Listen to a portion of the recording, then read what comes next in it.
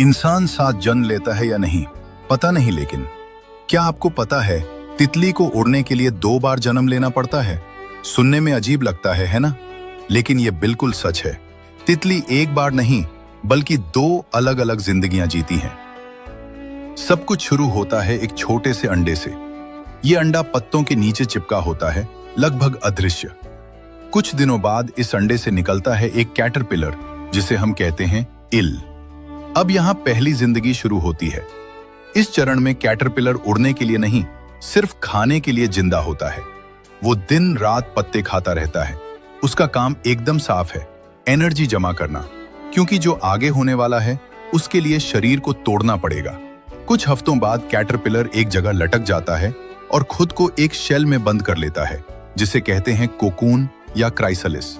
और यही होता है असली चमत्कार। इस चरण में कैटरपिलर सो नहीं रहा होता, वो खुद को दोबारा बना रहा होता है। कैटरपिलर का शरीर सचमुच लिक्विड बन जाता है। उसके अंदर कुछ खास कोशिकाएं होती हैं, जिन्हें कहते हैं इमेजिनल सेल्स।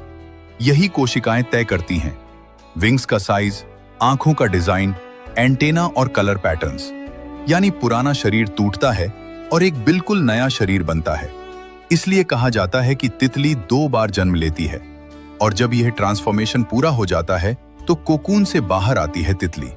शुरुआत में उसके पंख गीले और मुरझाए हुए होते हैं। वो कुछ देर तक हिल भी नहीं पाती, लेकिन फिर वो अपने पंखों में फ्लूइड पंप करती है और धीरे धीरे पहली बार उड़ती है।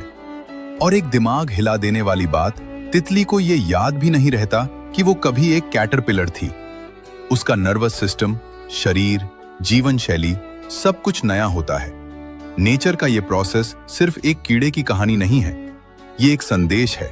कभी कभी उड़ने के लिए पुरानी जिंदगी को तोड़ना पड़ता है, और शायद इसके अंदर रोज एक साइलेंट साइंस चल रही होती है जो हमें दिखाई नहीं देती। ऐसी हिडन बॉडी साइंस वीडियोस के लिए चैनल को सब्सक्राइब करें। मिलते हैं अगले साइंस एक्सपेरिमेंट के साथ।